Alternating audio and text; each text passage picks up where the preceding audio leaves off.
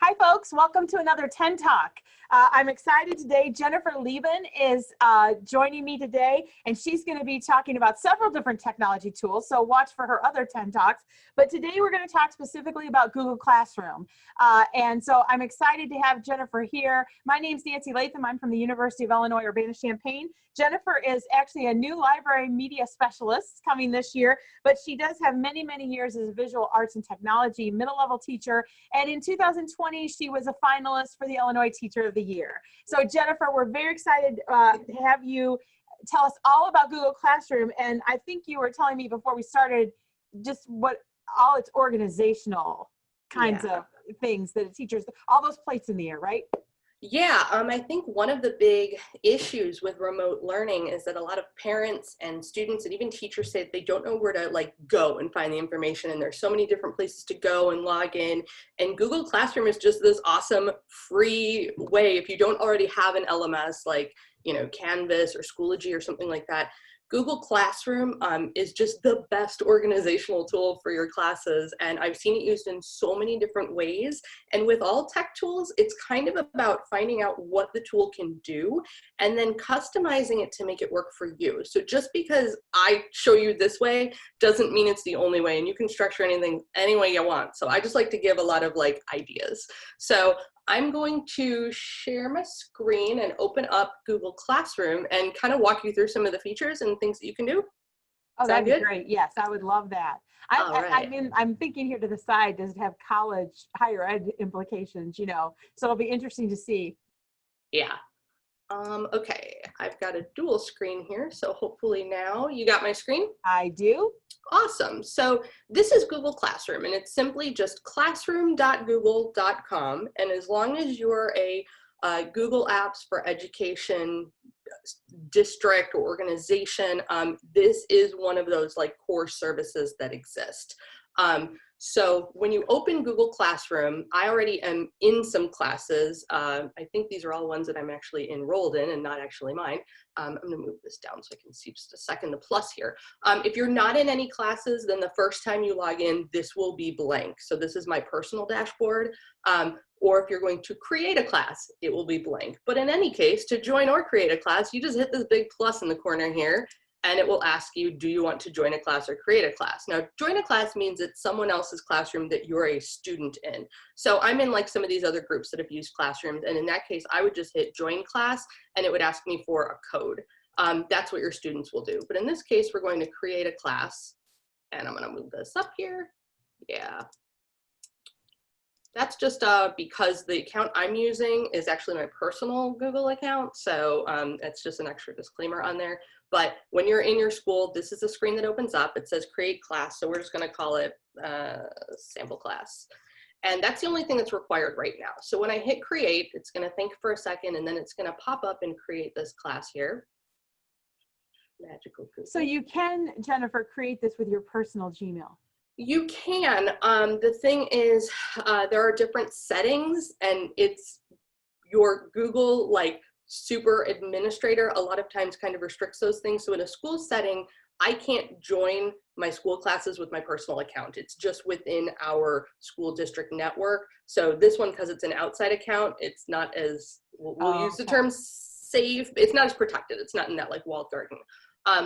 So when my class opens up, you can see here it's called sample class, and here's that class code that I would share with students, and I can actually just click this little button and it pops up nice and big. I can, share that with the class on a screen very easily. My district actually has it set up where PowerSchool auto creates classes for us, so I don't even have to do this stuff, but this is kind of cool. If you were going to join my class, you would enter that particular code. Then the other thing that you do in here is you have different tabs along the top here. So the stream is where all the activity gets posted, kind of like a Facebook feed sort of deal. Classwork is where all of your assignments live.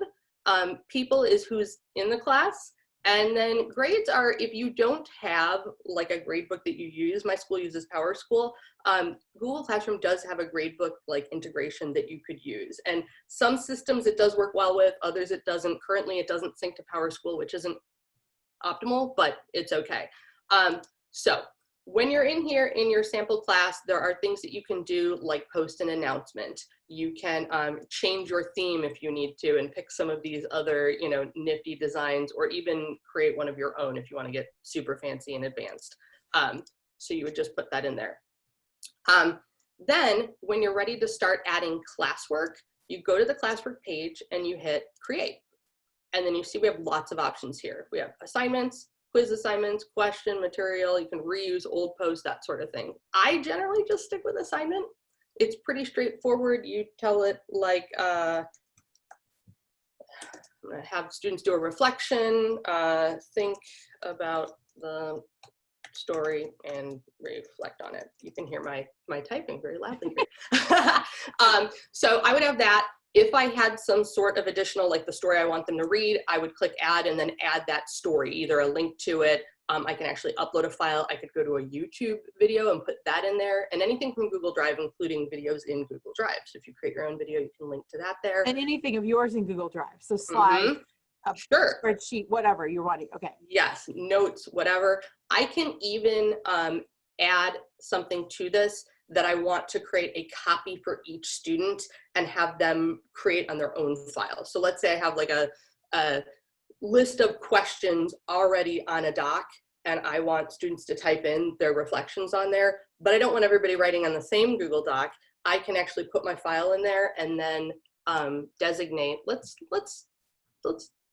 demonstrate this here. Yeah. Let's pretend that this, my top 8 lists for 10 talks, is something that I wanted to push out to students right now. They would just be able to view this file. So if I want everybody to share it that way, but I can also take that file and make all of my students, give them the ability to type on it at the same time. So great for collaboration. Right. Can get a little chaotic, especially at our younger levels.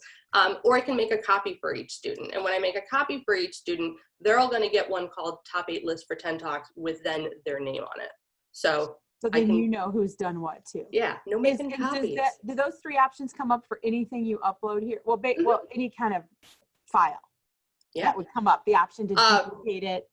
Yeah, for Google files, like if you had like a YouTube video, it's not going to make like copies for people because that's just a view only thing anyways.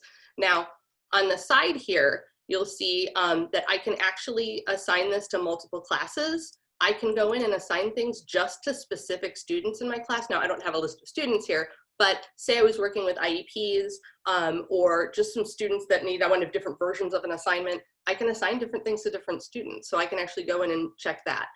You can give it points or make it ungraded. You can give it a due date or no due date. And then topics is where you would go in and you would kind of subdivide your work into maybe units, or during remote learning, I divided everything up into time frames. So my topics were all listed by week, and I work with it that way. And then some other fancy features, you can actually have create rubrics and use those right in Google Classroom. So that way when you go into grade student work, you have that rubric right there with you alongside. So that's just the very, very basic beginning part of Google Classroom. So I would go ahead and click assign, give it a sec, and it will show up in my stream. All right, I didn't put a topic on, so it's just reminding me I could do that. Once I have this in here, there are other things I could post as well. If I wanted to just do like a discussion question, I could put that in there. If I wanted to do Google Forms, I could put that in there. That's what the quiz assignment is. And then I can set that to auto grade and things like that as well. There's a lot more that you can do with this outside of this basic outline, but this is just sort of those features that exist that you can use with your students. And I think if all students, or all teachers rather, used Google Classroom, let's go back to my dashboard here. Imagine each teacher that a student has this Google Classroom. I even show the kids how you can drag and drop this into order, you know, first period, second period, third period, you know, kind of nice. All of their classes here in one place. So they can click on it and then see the, you know, information for that particular class. There's even a section in here where if I had a question for the teacher or a comment for the teacher, now right now we're looking at the teacher side of this, but students could go in and this says view comment. They can actually leave me a private comment and we can kind of back and forth on an assignment too. So yeah, so this is the teacher side, the student interface slightly different, but there's also that capability in Google Classroom. Oh, wow. So really a way to organize. And so many schools, and logically because it's free, are using this. So Yeah. I think really, and maybe what we'll do at some point, Jennifer, we'll even schedule another 10 talk with you because I'm sure you have this whole level of deeper, like where you've taken it further. But just being able to organize your content, if you haven't done that before, honestly, having worked with several different learning management systems, this is pretty intuitive. I mean, it's pretty intuitive and simply driven. You went from one thing to another pretty simply. So thanks, Jennifer. This was great. Thank you. We are going to have a top 10 list that will go with Jennifer's 10 talks. So you can look at that and her links to Google and all of that of the things she was showing you today, along with some other things that can actually, I believe, are good things to embed in. And ways to go above and beyond. I had so much on my list, and I was like, I was able to get through the beginner stuff. That's it. That's right. We'll have to do the advanced one. For sure. Thanks, Jennifer. Everybody, look for her other talks and her top 10 list. Thank you.